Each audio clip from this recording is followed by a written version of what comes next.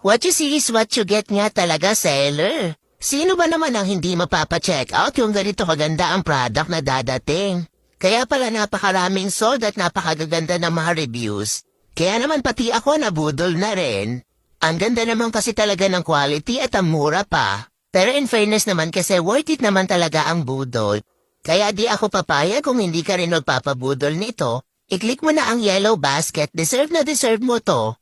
Ito yung tinatawag na worth the budol. What you see is what you get talaga. Mukha siyang mamahalin pero mura mo lang dito makukuha sa TikTok. Sobrang ganda at sobrang aesthetic pa nga.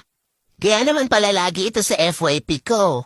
Kaya nga hindi ako papayag kung hindi ka rin magpapabudol dito. Kailangan na kailangan mo to, no? Kaya nga habang may stocks pa at mura pa yung presyo niya, ay nako, i-click mo na yung yellow basket para sa'yo talaga to.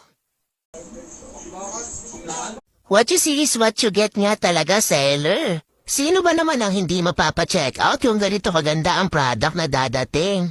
Kaya pala napakaraming sold at napakagaganda ng mga reviews. Kaya naman pati ako nabudol na rin. Ang ganda naman kasi talaga ng quality at ang mura pa. Pero in fairness naman kasi worth it naman talaga ang budol. Kaya di ako papayag kung hindi ka rin magpapabudol nito. I-click mo na ang yellow basket, deserve na deserve mo to. Ito yung tinatawag na worth the budol. What you see is what you get talaga.